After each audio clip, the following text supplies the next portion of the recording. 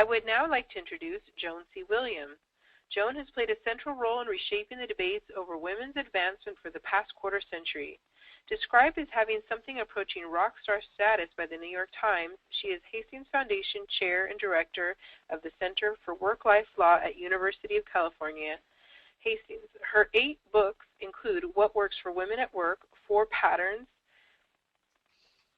Working Women Need to Know, Media as diverse as Harvard Business Review, O Magazine, Forbes, Human Resource Executive Jezebel, and the Yale Law Journal have covered her work. She gave the 2008 Massey Lectures at Harvard, delivered in prior years by, among others, Eudora Welty, George Vidal, Toni Morrison. Follow her on Twitter at Joan C. Williams and her Huffington Post blog. And now I'll turn it over to you, Joan. Thanks very much. I'm delighted to be here this morning to talk to you about what works for women at work.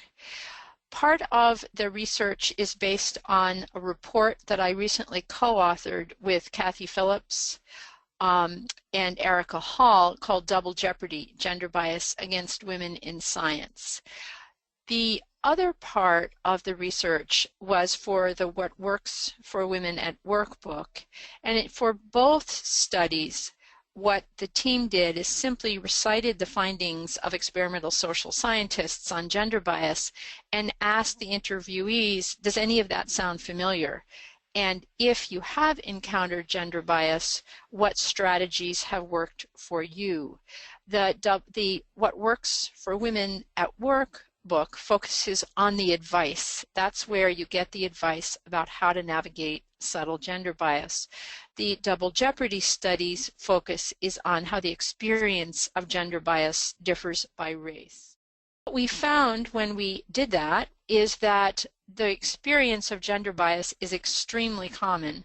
Other studies have found that 68% of women believe gender bias exists, but when you actually tell people these are the patterns that are documented gender bias, we found that 96% of our informants reported having encountered one of the distinct patterns of bias.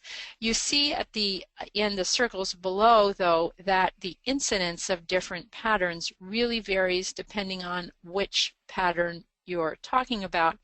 And so I'll first of all now talk about the first pattern of gender bias, which we call prove it again. 2/3 of the women we interviewed and also 2/3 of the over 550 women in science who we surveyed reported this prove it again pattern. Prove it again stems from the perceived lack of fit. And here you see a couple of child's drawings of scientists, and they're of a certain gender and of a certain race.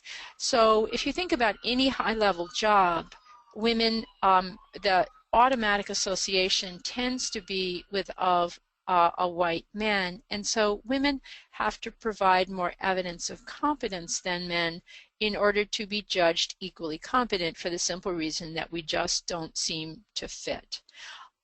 Here's an example. This is how this plays out in academia. One pattern is that men tend to be judged on their potential, women on their performance. So she is lazy or not tenurable material. He is engaged in research that will take longer to reach the publication world. You notice how he's being judged on his potential. She's not. She actually has to deliver. Men's and women's successes are coded very differently. This is a pattern called he's skilled, she's lucky. Men's triumphs and successes tend to be attributed to skill, but women's are often discounted as based on luck or some other outside unstable circumstance. Men's and women's mistakes also tend to be coded very differently. Women's mistakes tend to be noticed more and remembered longer. This is an example of what's called confirmation bias. You tend to see what you expect to see. So if a woman makes a mistake, well, you knew she wasn't a great fit for that job.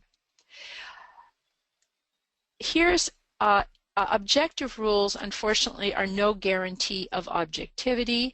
This is actually from the Gender Bias Bingo, which is online, where people can send in their experiences and get a t-shirt. I have some here in my office if you do that.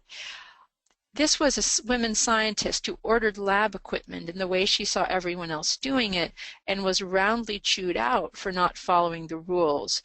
Objective rules tend to be applied rigorously to women but leniently to men. And she said, wait a minute, I just saw 5 men do it exactly this way. This is one of the most common experiences of confirmation bias. This is a punch cartoon. It's an excellent suggestion, Ms. Trigg. Perhaps one of the men here would like to make it. This is what we call the stolen idea, where a woman makes an idea and offers an idea. It's kind of overlooked. A man repeats it. Suddenly, it's brilliant. Again, confirmation bias. You expect that bright idea to be coming from someone who fits your image. One thing that's profoundly affects women in academia is the pattern of polarized evaluations. Women superstars tend to get even higher evaluations than men, but women who are just that one notch below the merely excellent tend to get much, much lower evaluations. And this includes both evaluations by peers and evaluations by students.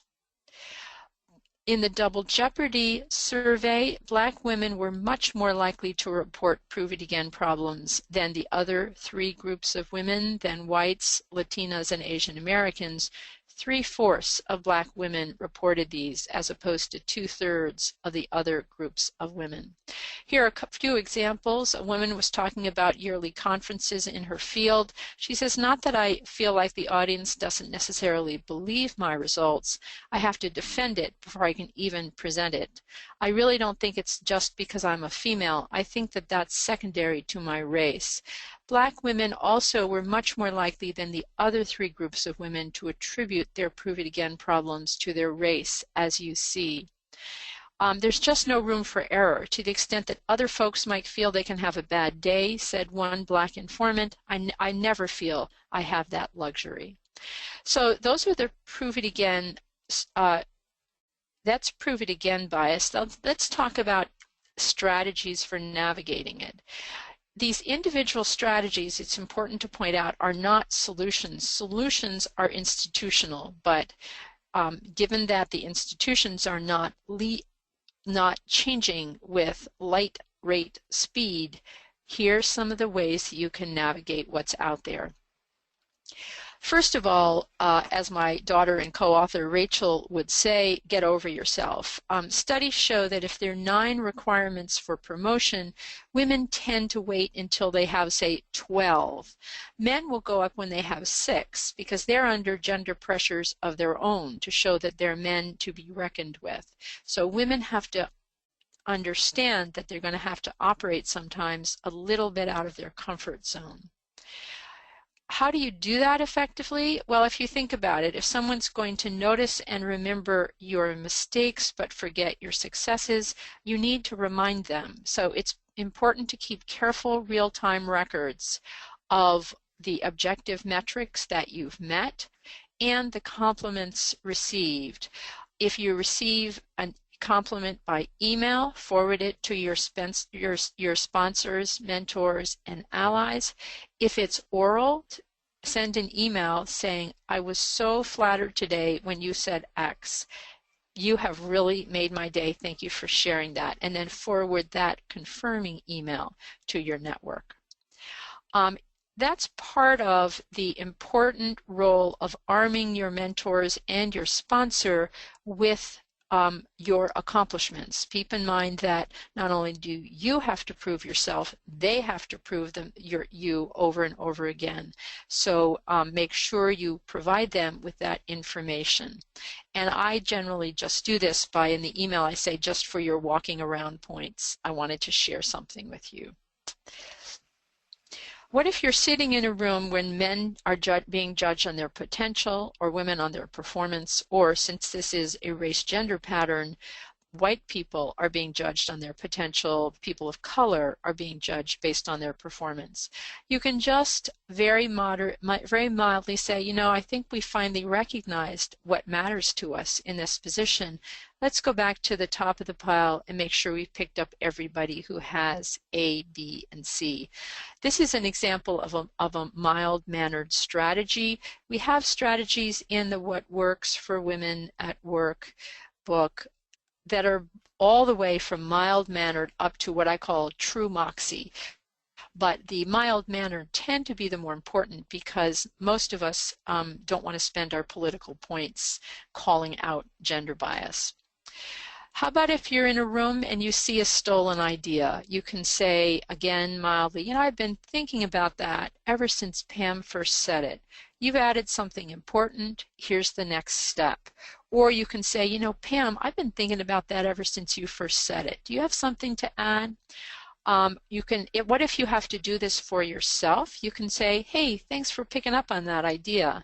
Those are all mild-mannered. Here's an example of true moxie. One of my informants said, is there an echo in here when someone stole her idea? That's really fun and delightful to think about. Most of us are not going to use our points that way. She was the general counsel of one of the country's largest corporations.